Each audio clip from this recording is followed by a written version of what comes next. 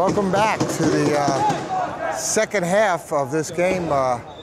University of Arizona, number 5 seed, playing against number 4 seed Texas Stampede. And at the way it's going right now, Texas seems to be controlling this game pretty strongly. And right, and they have the ball coming out, so they have a 9-point lead. 9-point lead. And they have their starters playing all game. Meanwhile, Texas is tough. They beat Tampa for their other game, and University of Arizona, because of coming late, had a forfeit the game against Portland. Yeah, that's a shame when that happens. Yeah. But here we are. The Texas was number 4 seed, which everybody was like, what? But Mark was not playing in the sectionals. Right. They lost to Denver in their sectionals. And so the number 4 seed means they get to play a little bit different schedule than if they were a higher seed. It's tough. Usually the first game is the 4-5 game, and that determines whether you play for first place or whether you play for 5th place. So it's an important game. Ball in to Mark. And U of A's dropping in the key to start. Yeah. Well, these guys have been on the road for days. For days. They're not strapped in their chairs like they used to. They don't have a lot of any of their clothes.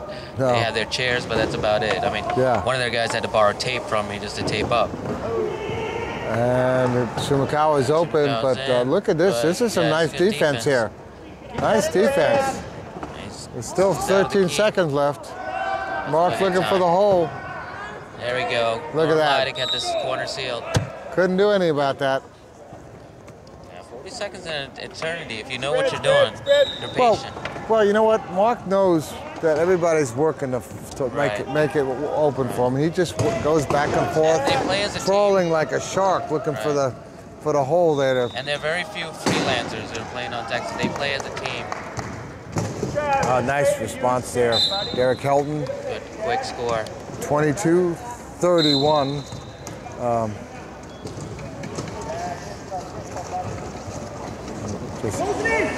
Mark under a lot of pressure here. With Shimmy, he sees Shimmy and he passes to him. A beautiful pass. And he's around him. And that's it. Travis goes. Yeah, you need a lasso if you want to catch him. They are allowing that in quad rugby, maybe in the early days of quad rugby, right? Well, in Texas, they would lasso anything, right?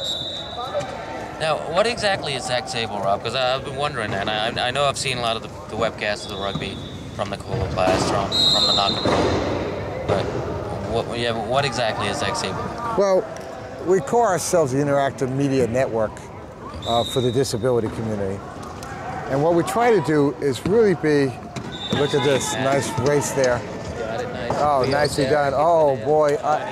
Shimakawa almost took him out there. He was about 3 inches away from the sideline, but he kept his chair. Good hanging on there. But we try to offer for the disability community everything besides all the sports that we cover, which is wheelchair basketball, tennis, quad rugby, softball, everything. We'll be at the Nationals. We'll be at the the veteran games, power wheelchair soccer. But we have things like Tiffany Carlson, which is I listen to a little bit of her podcast. And she's on every week. She talks about women's issues in wheelchairs that are just unique for women. And if you're a woman in a wheelchair, you just can't miss not listening to her. It's entertaining, and it gets very down and right down to all the issues.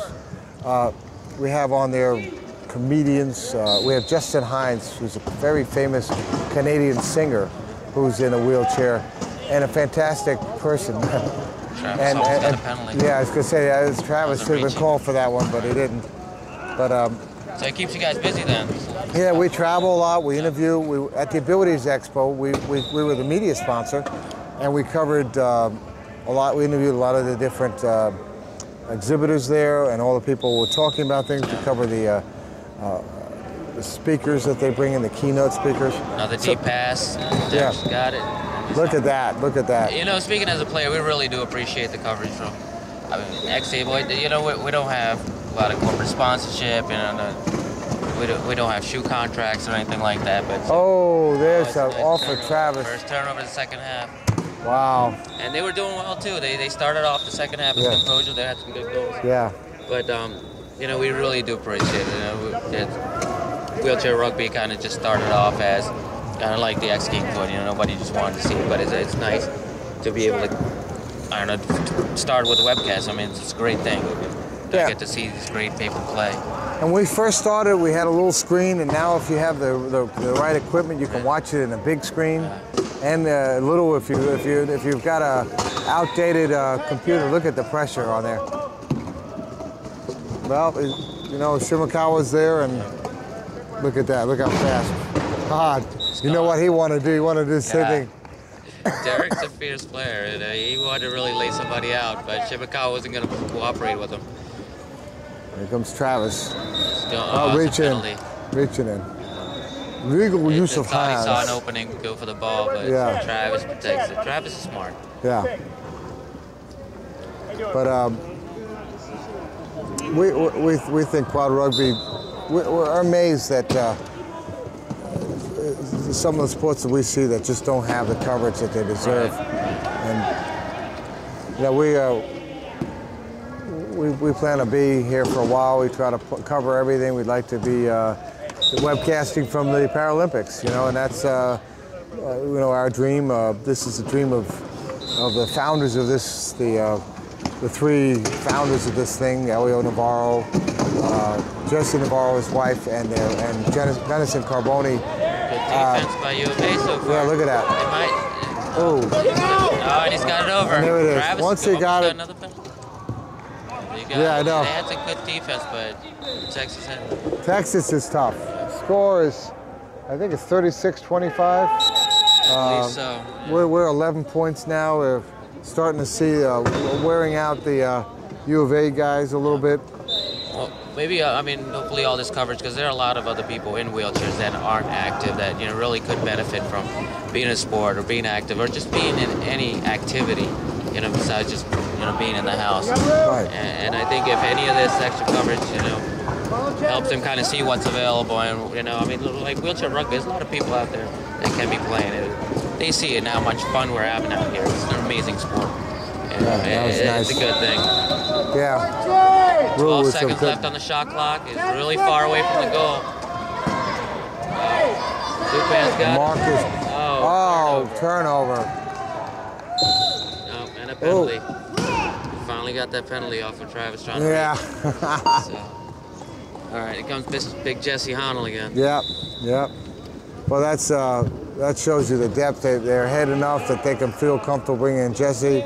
And I suspect that before it's over, we'll see Jace Beck in there. Jace Beck will be in there. Chase Beard will be coming in for one of these low pointers. For Norm. Maybe even Austin coming in. Yeah.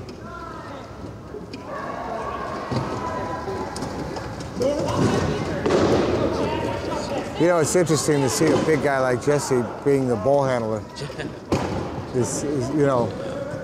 Unless you look at him as on the style of Brian Kirkland, but he's so big, He's big, and he's new, and he's going to get a little faster, get more condition, and he's in the right place. He's got some great coaching, so he's got a world of upside to him. Well, he's on the U.S. QRA development team. Yeah, it won't be long till he's competing pretty close to be on that Olympic team.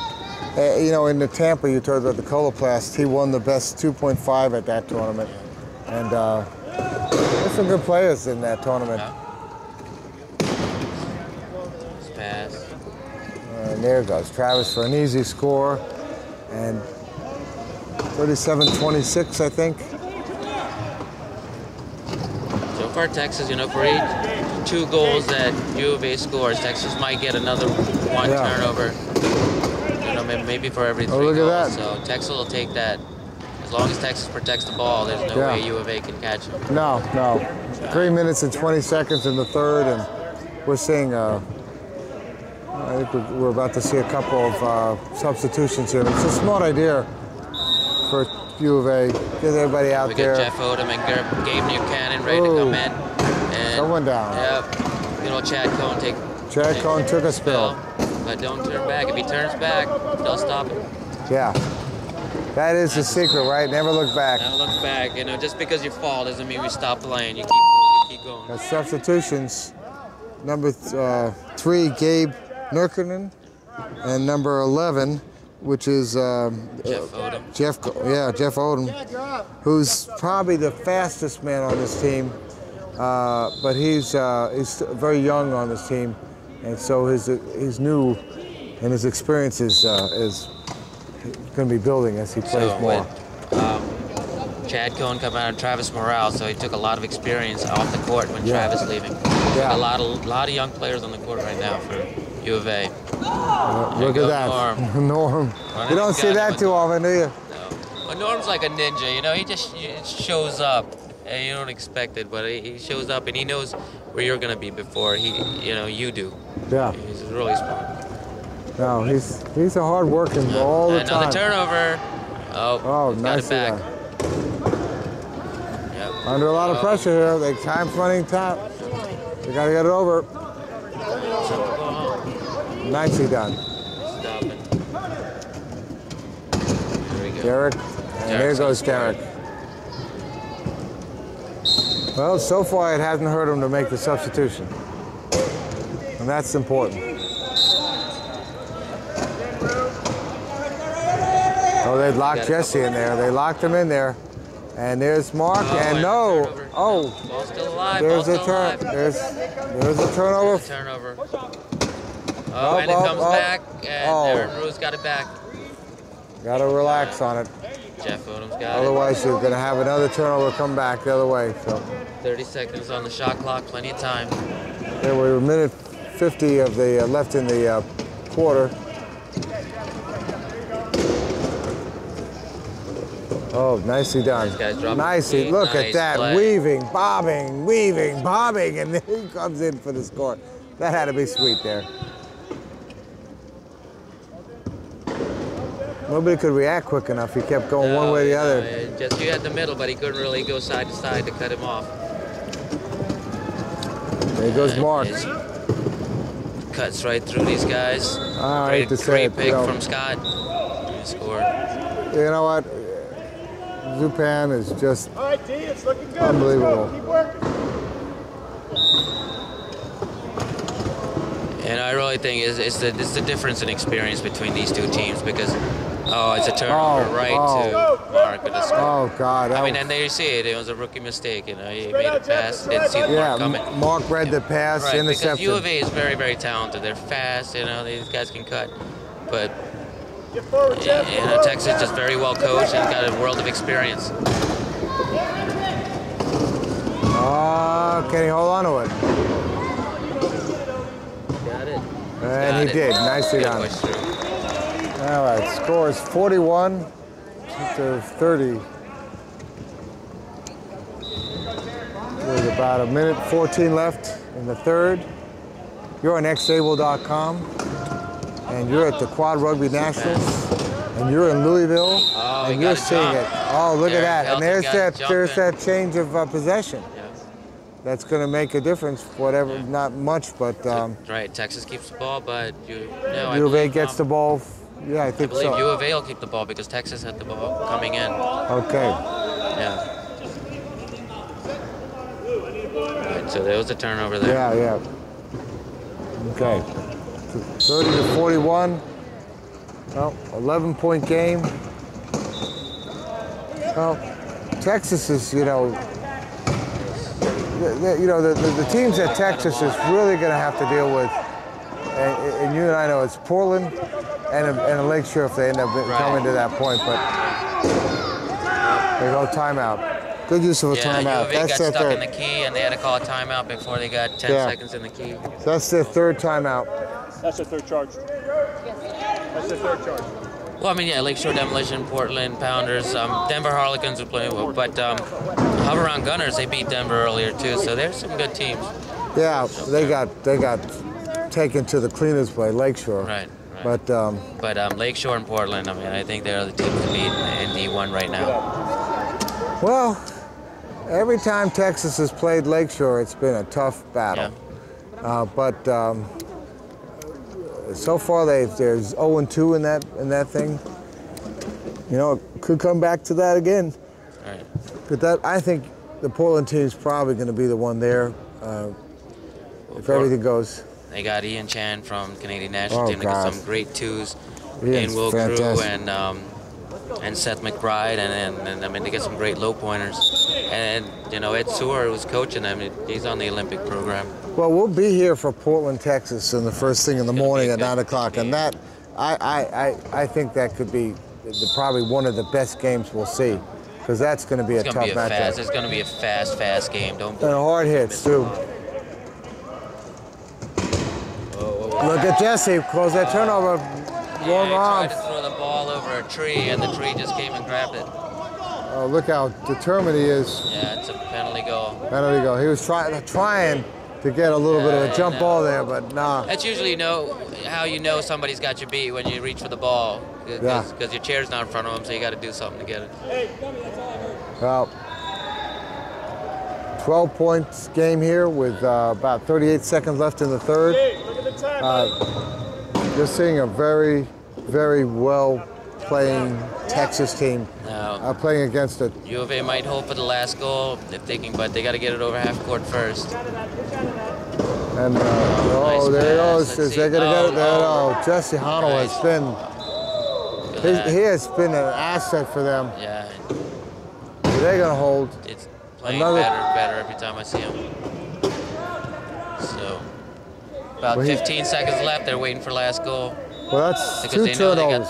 They know they got the ball coming out in the fourth quarter. Yep, and there's Zupan with 5.4 seconds. Jeremy and